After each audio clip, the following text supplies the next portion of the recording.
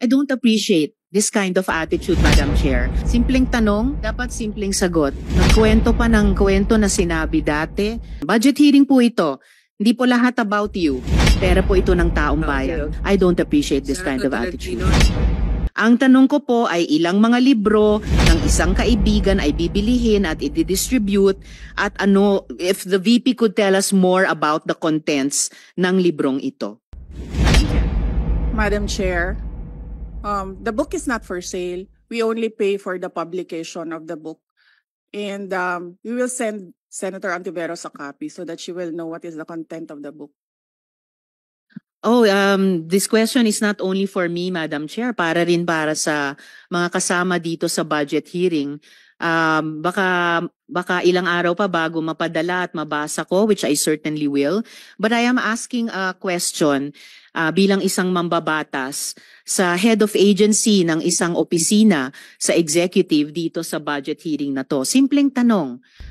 Tell us more about the book, Isang Kaibigan, at ilang kopya nito ang bibilihin ng gobyerno sa halagang 10 milyong piso at i-distribute sa kasama ng mga bags sa 1 million learners sa remote communities, Madam Chair. Madam Chair, this is an example of politicizing the budget hearing through the questions of a senator. Ang problema niya kasi, nakalagay yung pangalan ko doon sa libro. At yung libro na yan, ibibigay namin doon sa mga bata. At yung mga bata na yan, may mga magulang na boboto. At yung pangalan ko ay nagkalat doon sa kung saan man ibibigay yung libro. Madam Chair, we commit to send tomorrow everyone in this room a copy of the book. Madam Chair, hindi ko maintindihan yung ugali ng ating resource person. It is a simple question. Paulit-ulit na this is politicizing. Ang VP ang nagbanggit ng salitang boboto. Wala akong sinabing boboto. I'm simply asking, hindi ko ma-imagine we're making so much trouble, so much fuss about a 10 million peso item. Na itinatanong ko lang simpleng, what is the book about? At ilang kopya ang bibilihin ng gobyerno sa halagang 10 milyong piso at i-distribute. I don't appreciate this kind of attitude, Madam Chair. Usually, ang resource persons natin ay nagbibigay ng parehong institutional courtesy sa legislature na ibinibigay natin sa executive. I don't appreciate this kind of attitude. Do you have, Madam Chair. Yes, Madam Chair. Hindi ko rin maintindihan ang ugali ni Senator Risa Ontiveros. And I do not appreciate, ano yung sinabi niya? I do not appreciate this kind of behavior and attitude. Madam Chair, noong 2016, tumatakbo si Senator Risa Ontiveros na senator, nakailang talo na siya. So, Dalawa, Madam Chair. okay, dalawa.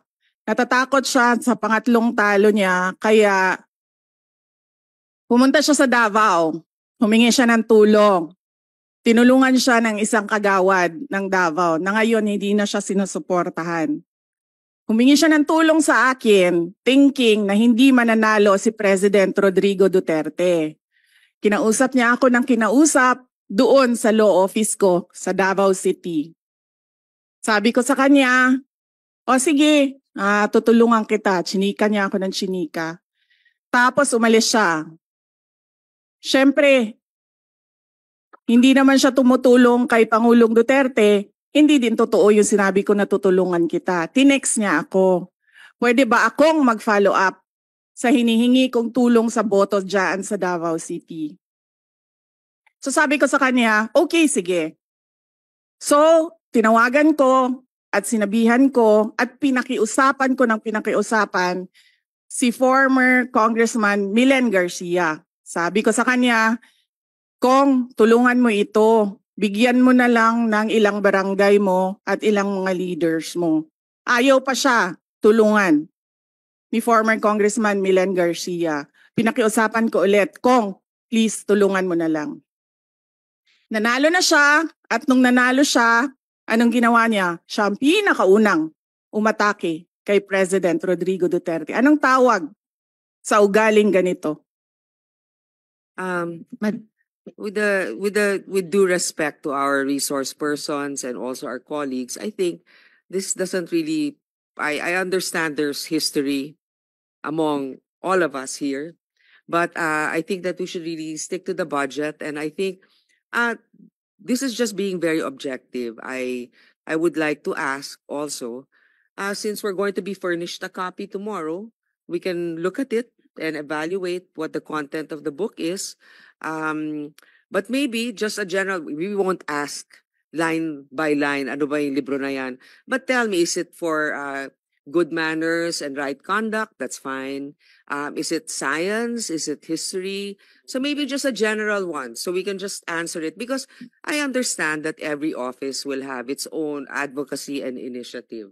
So, but then, I don't think it's also wrong for us to be curious what it is about. So just a general one. Any of the undersecretaries can tell me what the topic of the book is? Is it history? What is it? Madam Chair, the explanation is in the title, Isang Kaibigan. It's about friendship. Okay. Then that's for the record. It's about friendship.